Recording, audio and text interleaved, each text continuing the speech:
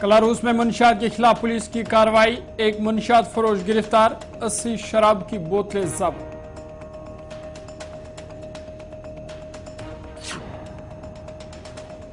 Government degree college Handwara में 58% तदरीसी असामियां खाली, तलबा की तालीम मुतासिर, हुकाम खामोश, वालिदैन परेशान, इंतजामिया पर सवाल।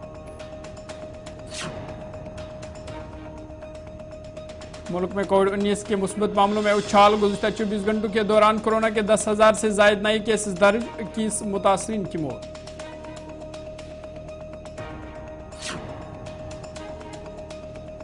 नेशनल फायर सर्विस डे के पेश नज़र श्रीनगर में रैली का इनेकाद, एक हफ्ते तक रैली और दीगर जानकारी प्रोग्रामों का किया जाएगा इनेकाद।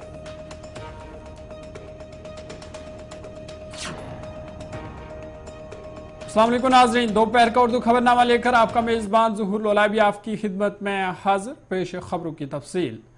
जम्मू कश्मीर प्रदेश कांग्रेस कमेटी ने आज कम्युनिटी हॉल मेत्रा रामबन में जय भारत सत्याग्रह मीटिंग का इनेकाद किया। जम्मू कश्मीर पीसीसी के सदर वकार रसूल वानी, जनरल सेक्रेटरी मनमोहन सिंह के अलावा पार्टी के कई सीनियर लीडरान, बीडीसी और डीडीसी मेंबरान ने तकरीब में शिरकत की। इस मौके पर कम्युनिटी हॉल मेत्रा से न्यू सूमो स्टैंड मेत्रा तक एक रैली भी निकाली गई। वकार रसूल वानी ने इस मौके पर कहा कि बीजेपी दौर हुकूमत में लोग परेशान हैं, जो भी आवाज उठाता है उसको जेल भेज दिया जाता है। उन्होंने कहा कि राहुल गांधी मुल्क की जमहूरियत के लिए लड़ रहे हैं, न कि अपने लिए।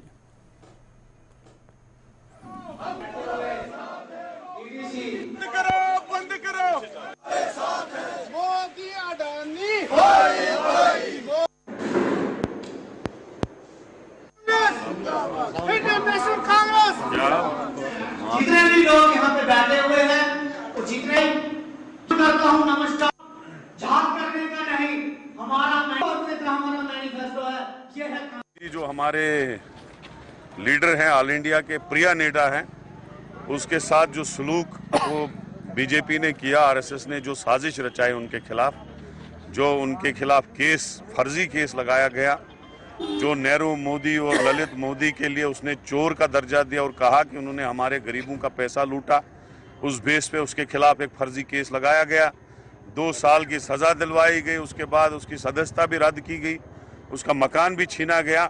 तो आज हम राहुल गांधी जी की सॉलिडिटी में, यकजहती में उसके साथ हम हैं। एक यहाँ पे तकरीब हमने मुनक्कद की, उसके बाद हमने सिंबॉलिक प्रोटेस्ट भी किया। तो ये हम हर जिले में भी हमने किया, हर ब्लॉक में भी कर रहे हैं। जब से बीजेपी ने ये साजिश रचाई और बीजेपी लगातार अपोजिशन लीडरों को टारगेट बना रही है और अपोजिशन लीडरों को जो है, कोई जो भी मोदी और बीजेपी के खिलाफ बात करेगा, उनकी चोरियों के खिलाफ बात करेगा, कभी उनके खिलाफ ईडी लगाया जाता है, इनकम टैक्स लगाया जाता है, फोर्सेस लगाई जाती हैं। अभी आज राहुल गांधी जी जो लड़ते थे मोदी और अडानी के बारे में, रिश्तों के बारे में, जब उनने बात पार्लियामेंट में की, उनके खिलाफ साजिश रचाई गई। तो उसी साजिश के खिलाफ आज हम यहाँ जमा हुए और हमारा प्रोटेस्ट भी था। गवर्नमेंट डिग्री कॉलेज हंदवारा में कॉलेज इंतजामिया की गफलत की वजह से 58% तदरीसी असामियां खाली पड़ी है, जिसकी वजह से तालिब इल्मों की तालीम मुतासर हो रही है। तालिब इल्मों का कहना है कि कॉलेज में अहम मज़ामीन में मुस्तकिल फैकल्टी की कमी है, तलबा को महदूद वसाइल से महरूम कर दिया। साल 1988 में कॉलेज हंदवारा को कायम किया गया था, लेकिन बदकिस्मती से इंफ्रास्ट्रक्चर, फैकल्टी और जदीद लैब्स के साथ दीगर बुनियादी सहूलियात के फुकदान को आज तक दूर नहीं किया गया, जिसकी वजह से कॉलेज गुज़िश्ता बरसों में अच्छी दर्जाबंदी हासिल करने में नाकाम रहा है। 3000 से ज्यादा तलबा को फैकल्टी की शदीद कमी और नाकस इंफ्रास्ट्रक्चर ने तालीमी मयार को खतरे में डाल दिया है। चूंकि कॉलेज में स्टाफ की तादाद 46 है, जिसमें से सिर्फ 27 जिसमें से खाली पड़ी है। इसी तरह कॉलेज में 18 नॉन फैकल्टी असामियां हैं, जिनमें से 11 खाली है। रियाजी, तिबियात, अर्जियात और इलेक्ट्रॉनिक्स जैसे अहम मज़ामीन में मुस्तकिल फैकल्टी की कमी ने तलबा को महदूद वसाइल और मौका से महरूम कर दिया है, क्योंकि मज़ामीन में मुस्तकिल फैकल्टी के बगैर है। जबकि इलेक्ट्रॉनिक्स के मजमून में 25 से कम तलबा रह गए हैं और सालों से कोई मुस्तकिल फैकल्टी नहीं है। साइंस लेबॉर्ट्रीज नाकिस है, जिसकी वजह से तलबा के पास तजुर्बात और असाइनमेंट्स मुकम्मल करने के लिए ज़रूरी आलात नहीं है। ज़्यादातर अहम मज़ामीन में मुस्तकिल फैकल्टी की कमी के साथ तलबा को मजबूर किया जाता है कि वो दिन में सिर्फ एक क्लास ले और हाजिरी नायाब हो गई है। इस हवाले से अब स्कूल के तालिब इल्मों ने इंतजामिया से अपील की है कि इसकी तरफ फौरी तवज्जो दी जाए और हमारी मुश्किलात को दूर किया जाए।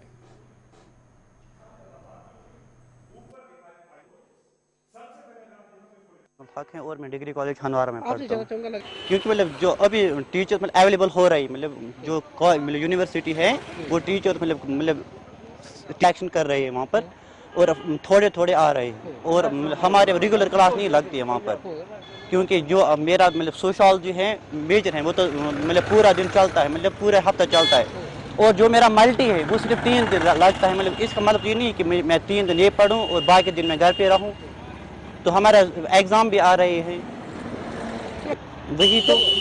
हाँ वहाँ पे मिल यहाँ पे प्रिंसिपल में वहाँ जो बस सर्विस होती है वो सिर्फ गर्ल्स के लिए होती है, मतलब हम बात हम कर लेंगे अरेंज कुछ ना कुछ, तो एटलीस्ट गर्ल्स को मिलनी चाहिए। नहीं चल रही है, मतलब पिछले साल चल रही थी तो इस सर लिया जाता है सर। आप नहीं पूछते टाइम पे? नहीं सर, कहाँ टाइम, अभी हमारा क्लास लग चुका है सर, अभी 10 मिनट रह गया सर। ज़िला इंतज़ाम से हम यही कह सकते हैं कि हमारी कोई सर कोई इंतज़ाम कीजिए सर, अड़े से यहाँ तक कोई गाड़ी के लिए। जी सर, वो बात तो सही है सर, रोल बढ़ चुका है सर, स्टाफ की भी कमी है सर। कहेंगे डिग्री कॉलेज के बारे में कि वहाँ पे स्टाफ भी 27 है, और क्या कहते हैं इसको वैकेंस में बहुत मतलब वैकेंस भी है टीचिंग्स के लिए, बट वहाँ पे कोई इम्प्रूवमेंट नहीं आ रही है। वहाँ के जो हेड है वो बिल्कुल भी कुछ लाइक नहीं कर रहे हैं कुछ स्कूल के लिए, मतलब डिग्री कॉलेज के लिए। वो क्या कहते हैं इसको, वो मतलब इम्प्रूवमेंट नहीं ला रही है कॉलेज में। वो मतलब मैं आपके चैनल के माध्यम से ये बात बता देना चाहता हूँ कि हमारे सुनने में भी आया है कि वहाँ पे ना टीचिंग स्टाफ की बहुत ज़्यादा कमी है, जिसकी वजह से जो स्टूडेंट्स हैं उनको बहुत ज़्यादा मुश्किलों से परेशान होना पड़ता है। उसके साथ साथ मैं बताना चाहता हूँ कि 1988 में ये डिग्री कॉलेज हंदवारा जो है इस्टेब्लिश हुआ है। मुझे बता दीजिए जो जितने भी बाकी कॉलेज हैं हमारी वेसिनिटी में, जो हमारे कश्मीर में है, उनका इंफ्रास्ट्रक्चर देखिए और हमारा इंफ्रास्ट्रक्चर हमारे साथ डिस्ट्रिक्ट कुपवारा के साथ या हंदवारा के साथ हमेशा सौतेली माँ का सलूक क्यों किया जा रहा है? क्या हमारे बच्चों का मुस्तकबिल नहीं बनना चाहिए? क्या हमारे बच्चों का हक नहीं बनता है कि वो पढ़े? और मुझे बता दीजिए, आप देख लीजिए आप अराउंड 2 बजे या 3 बजे देख लीजिए, आप इस रोड पे जाइए, एक्सीडेंट के बहुत ज्यादा खतरात रहते हैं। आप देख लीजिए हजारों की तादाद में बच्चे वहां से निकलने चाहिए। आगे बढ़ते हैं, जिला रियासी का एक 54 साल लड़का मशकूक हालत में मुर्दा पाया गया है। इतलात के मुताबिक रोहित सिंह वल्दे अंग्रेज सिंह नामी रियासी का लड़का कटरा के होटल रॉयल स्टे में मशकूक हालत में मुर्दा पाया गया है। इधर खबर फैलती इलाके में मातम का माहौल देखा गया। लवाकीन ने फौरी तहकीकात और इंसाफ का मुतालबा किया।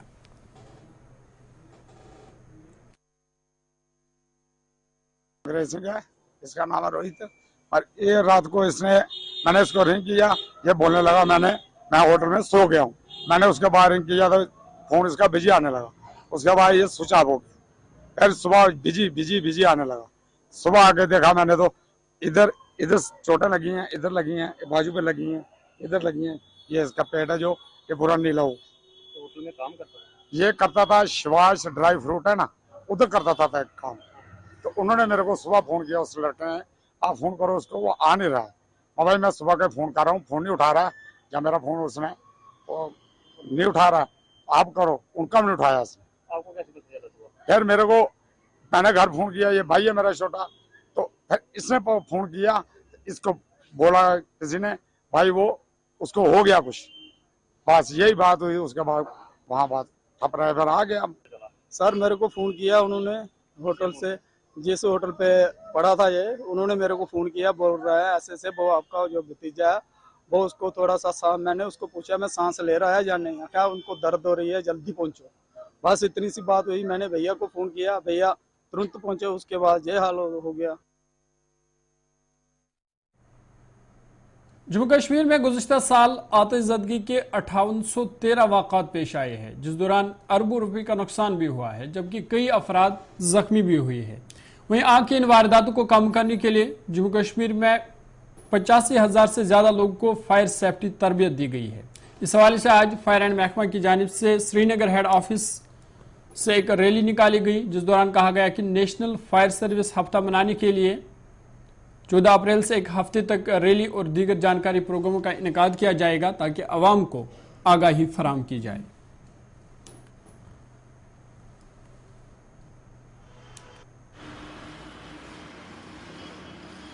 जी, कल जो 14 अप्रैल था हमारा, ये नेशनल फायर सर्विस डे के तौर पर हम मनाते हैं और 14 अप्रैल से 20 अप्रैल तक का ये जो एक हफ्ता है, इसको हम नेशनल फायर सर्विस वीक के तौर पर मनाते हैं पूरे कंट्री में, और उसके साथ साथ यूटी JNK में भी हम ये मनाते हैं। तो मकसद यही है कि कल तो जो हमने पहली इसमें ये यहाँ एक फंक्शन की है, एक तो उन हमारे जो लोग इसमें आज तक शहीद हुए हैं काम करते हुए फायर फाइटिंग के दौरान, तो एक तो उनको हम कल खराज अकीदत पेश किया हमने। तो उसके साथ साथ ही ये हफ्ता शुरू हुआ, तो आज 15 अप्रैल को हम एक यहाँ से गाड़ियों की एक रैली पूरे बाज़ार से निकालते हैं ताकि लोगों को हम अवेयर करें कि आग से बचाव के जो तरीके हैं उनको अपनाने चाहिए और कम से कम फायर सेफ्टी इक्विपमेंट्स अपने मकानों में, अपने वर्क प्लेसेस पर या इंडस्ट्रीज़ वगैरह में, दुकानों में रखें ताकि आग ना लगे। अगर खुदा न खास्ता छोटा मोटा आग लग भी जाए तो वो इस काबिल रहे कि वो उसको पहले ही बुझा सकें, फायर सर्विस के आने से पहले ही। मकसद यही है कि लोगों में हम अवेयरनेस पैदा करें ताकि आग से बचाव हम कर सकें। अभी सच नहीं है, बहुत सारे अस्पताल इस वक्त जो हमारे पास हैं यहाँ, खासकर शहरी श्रीनगर में, उनमें फायर सेफ्टी इक्विपमेंट्स अब लगाए जा रहे हैं और कुछ जगहों पर लगे हुए हैं। परसों ही हमने इंस्पेक्शन किया SMHS हॉस्पिटल का, तो वहाँ पूरा इंतज़ाम उन्होंने लगाया है। उसमें मुझे लगता है करोड़ों का खर्चा हुआ है और फायर सेफ्टी मेजर्स पूरे लगाए हैं। इसी तरह यहाँ चिल्ड्रन हॉस्पिटल जो बिमना में नया ही एस्टेब्लिश किया गया, तो वहाँ भी फायर सेफ्टी मेजर्स पूरे के पूरे लगे हुए हैं। लेकिन चंद जगहों पर है अभी, मतलब ललदत हॉस्पिटल है उसमें चल रहा है अभी काम, 4 साल से अभी वो कंप्लीट ही नहीं हुआ है। इसी तरह और भी कुछ अस्पताल हैं जहां अभी सेफ्टी मेजर्स नहीं है, जैसे बरजुला। आगे बढ़ जाए, सरदिजला पहुंच के सुरनकोट में नेशनल कॉन्फ्रेंस की जानिब से पार्टी के सीनियर लीडर जावेद रैना की सदारत में वर्कर्स की एक अहम मीटिंग मुनक्किद हुई, जिसमें पार्टी वर्करों के एक खास तादाद ने शिरकत की। इस मौके पर जहां मौजूदा सूरत हाल को लेकर बात हुई, वही वर्करों पर जोर दिया गया कि वो पार्टी को मजीद मजबूत बनाने के लिए कोशिश करें ताकि और भी लोग पार्टी में शामिल हो जाए।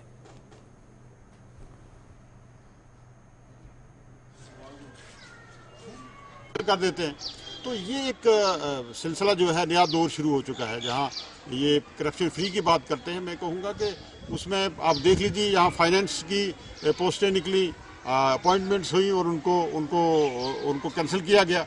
यहाँ पुलिस सब इंस्पेक्टर की भर्ती के बाद, सिलेक्शन के बाद उनको कैंसिल किया गया। यहाँ जेज की भर्ती हुई और उसको कैंसिल किया गया, और यहाँ बॉर्डर पुलिस की भर्ती हुई, उसको कैंसिल किया गया। तो मैं कहूँगा कि एक कैंसिलेशन सरकार का ये दौरा चल रहा है। लोगों के इंटरेस्ट में, लोगों के मफाद में यहाँ कुछ नहीं हो रहा है। तो ये सब चीज़ें जो हैं हम आवाम तक लेके जाएंगे, और ये जो सरकार का फेलियर है और सरकार से लोग जो तंग आ चुके हैं, मैं ये कहूँगा कि इस पे हम सब लोगों को इकट्ठा होना चाहिए।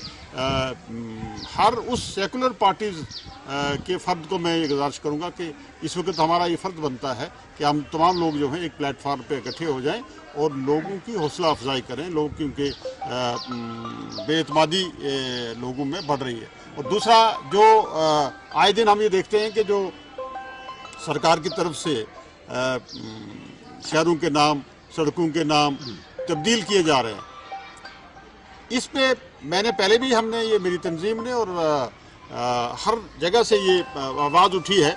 मैंने पहले भी कहा था एक प्रेस कॉन्फ्रेंस में कि अगर मुगलों की 300 साल हिस्ट्री को निकालेंगे तो पीछे आपके पास रहेगा क्या? अब उस 300 साल हिस्ट्री को एक ग्लोबल विलेज दुनिया बन रही है, और हमारा भी ये ब्लॉक होना चाहिए था, अफगानिस्तान, पाकिस्तान, बांग्लादेश और हिंदुस्तान। अगर हम कोई डेवलपमेंट करना चाहते हैं, अगर लोगों की इंटरेस्ट की बात करना चाहते हैं, तो ये एक ब्लॉक बनता है, बनना चाहिए था। लेकिन आप उस तरफ नहीं जा रहे हैं, आप हिस्ट्री चेंज कर रहे हैं, लोगों के नाम चेंज कर रहे हैं। और अगर आपका दावा अखंड भारत का दावा है कि अप टू अफगानिस्तान है, तो ये जो लोग यहाँ आए हुए थे, गजनी वगैरह दूसरे लिए, तो लोग अफगानिस्तान से उठ के आए थे। अगर आप ये मानते तो आपकी कोलोफेल में तजाद है। और मैं ये कहूँगा कि नाम चेंज करने से हिस्ट्री चेंज नहीं हो सकती है, और हिस्ट्री जो है हमेशा अमर रहेगी। आप कितने भी आप इस पे आप अपनी सोच के मुताबिक, अपने अमल के मुताबिक आप ये कार्रवाई करें, तारीख जो है वो जिंदा रहेगी। और वो कभी जो है वो आप उसको मटा नहीं पाएंगे। आगे बढ़ते हैं। महाराष्ट्र के रायगढ़ में सड़क के एक दिलदोज हादसे में 13 अफराद हलाक जबकि 25 से ज्यादा मुसाफिर जख्मी हो गए हैं। इत्तलात के मुताबिक मुसाफिरों से बड़ी बस आज सुबह ड्राइवर के काबू से बाहर होकर एक गहरी खाई में गिरी गई, जिसके नतीजे में बस में सवार सभी अफराद जख्मी हो गए। मुकामी लोगों, पुलिस और रजाकार तंजीमों ने बचाव कार्रवाई शुरू करते हुए सभी जख्मियों को बाहर निकाला और अस्पताल में दाखिल कराया, जहां 13 अफराद जख्मों की ताब न लाते हुए दम तोड़ बैठे, जबकि दीगर जख्मियों में कई की हालत नाजुक बताई जा रही है। पुलिस ने कहा कि एक प्राइवेट बस पुणे से मुंबई जा रही थी। इस दौरान वो पुराने मुंबई पुणे हाईवे पर शंगरुबा मंदिर के करीब एक खाई में गिर गई। पुलिस के मुताबिक प्राइवेट बस में तकरीबन 40 मुसाफिर सवार थे। जख्मियों को करीब अस्पताल में दाखिल कराया गया। वजह कि इससे कबल भी जनवरी में महाराष्ट्र के रायगढ़ के एक खौफनाक हादसा पेश आया था, जहां पे एक ट्रक और कार के माबीन जोरदार टक्कर हुई थी, जिसके नतीजे में 9 अफराद की मौत हुई थी। और आज भी यह भयानक हादसा पेश आया जिसमें 20 से ज्यादा लोगों की मौत हो चुकी है और तमाम जख्मियों को अस्पताल मुंतकिल किया गया है, जहां उनका इलाज जारी है।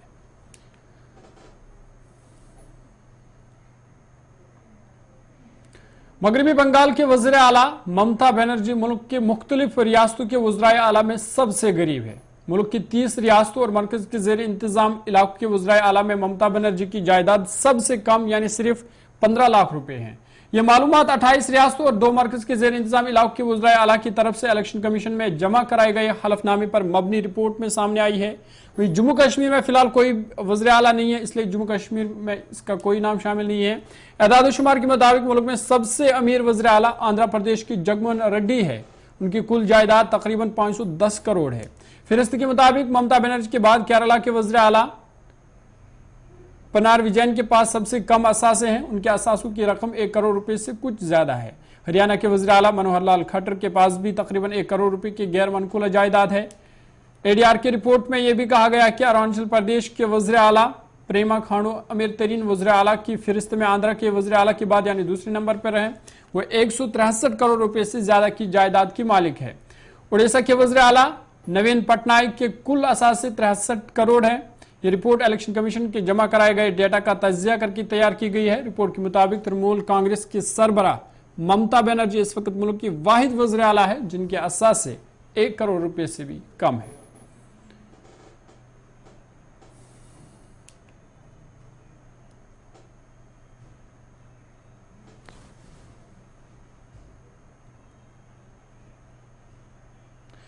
आगे बढ़ते हैं। कोरोना के बढ़ते हुए केस के सबब मुल्क में एक बार फिर तशवीश पाई जाती है। गुज़िश्ता 24 घंटों के दौरान मुल्क भर से कोरोना के 10,753 केस रिपोर्ट हुए हैं। इसके साथ ही योमिया मुस्बत की शरह 6.78% रिकॉर्ड की गई, जबकि जुमा को ये शरह 5.1% थी। अगर 7 दिनों की मस्बत शरह की बात करें तो ये 4.49% रिकॉर्ड की गई है। कई रियासतों में केस में तेजी से इजाफा हुआ है। महकमा सेहत ने इस बारे में मोहतात रहने का मशवरा दिया है। मुल्क में कोरोना से 29 अफराद की मौत भी हुई है। केरला में सबसे ज्यादा 9 लोग की मौत हुई है। दिल्ली में 1500 से ज्यादा कोरोना केस दर्ज किए गए। वहीं इन्फेक्शन की शरह तकरीबन 28% थी। दिल्ली में मुस्बत शरह 27.77% रिकॉर्ड की गई है। मुल्क में कोरोना से 29 अफराद की मौत हुई है। केरला में सबसे ज्यादा मौत हुई है। वहीं गुज़िश्ता 24 घंटों के दौरान जम्मू कश्मीर में 152 नए केस रिपोर्ट हुए। वहीं इस वबा से एक शख्स की मौत भी जम्मू कश्मीर में हुई है, जबकि फाल केस की तादाद 600 पार कर गई है। इधर माहिरीन का मानना है कि हिंदुस्तान में पाए जाने वाले कोरोना केस में ज्यादातर केस नए वेरिएंट XBB 1.16 के सामने आ रहे हैं। तो माहिरीन का यह भी कहना है कि लोगों को इस वाले से घबराने की नहीं, एहतियात करने की जरूरत है।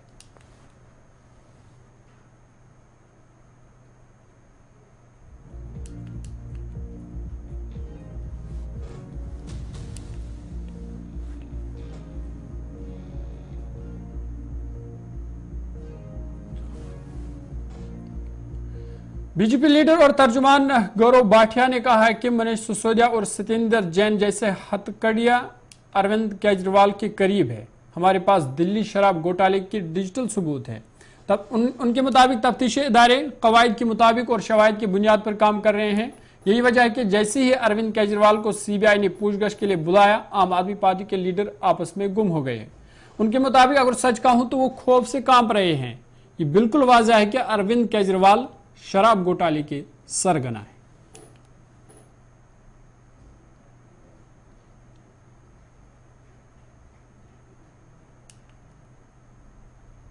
अरविंद केजरीवाल जी, ये भी सत्य है कि 14 दल जो खुद बड़े बड़े भ्रष्टाचारी लोगों को अपने साथ रखते हैं, वो सर्वोच्च न्यायालय गए। उन्होंने कहा ईडी सीबीआई जो है इनका इस्तेमाल होता है विपक्षी पार्टियों को प्रताड़ित करने के लिए। सर्वोच्च न्यायालय ने लताड़ लगाई। उन्होंने कहा नेता के लिए अलग कानून नहीं हो सकता है और ये न्यायालय है, इसको राजनीतिक अखाड़ा मत बनाइए कृपया करके। अगर कोई ऐसा मामला आता है तो उसके गुणा दोष पे हम लोग फैसला करेंगे। और ये भी करारा तमाचा आप ही के लिए था। इसके बाद मैं आपसे एक और बात कहूंगा। आपने संविधान की शपथ ली है अरविंद केजरीवाल जी। संविधान का पालन करना आपकी जिम्मेदारी है और यह भी सत्य है कि हमारा संविधान सेपरेशन ऑफ पावर और जुडिशरी कार्यपालिका से अलग है, इसकी बात करता है। न्यायपालिका में आपका भरोसा होगा, यह उम्मीद हम लोग रखते हैं। ये मनीष सिसोदिया की जो बेल रिजेक्ट हुई उसका ऑर्डर है हाथ में। तो मैंने आपको सुप्रीम कोर्ट के 2 आदेशों के बारे में बताया और ये सेशंस कोर्ट ने जो बेल रिजेक्ट करी,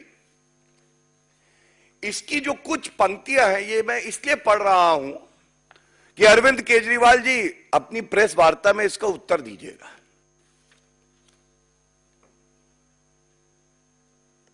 एक पूर्व शराब मंत्री क्यों एक एक्साइज कमिश्नर पर दबाव बनाएगा कि इसको ही L1 देना? ये जो 100 करोड़ की रिश्वत ली है, घूस ली है, जो अरविंद केजरीवाल की तिजोरी में गई है, ये इसीलिए दबाव बना रहे थे। और ये हम नहीं कह रहे, ये न्यायालय की फाइंडिंग है प्रथम दृष्टया।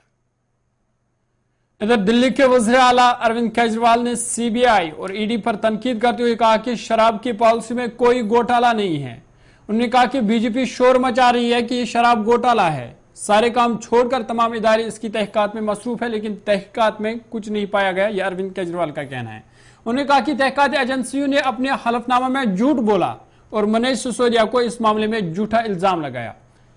दिल्ली शराब पॉलिसी केस के सिलसिले में सीबीआई ने केजरीवाल को तलब किया है और कल यानी इतवार की सुबह 11 बजे एजेंसी हेडक्वार्टर में इस केस में गवाह के तौर पर पेश होने को कहा गया है अरविंद केजरीवाल को।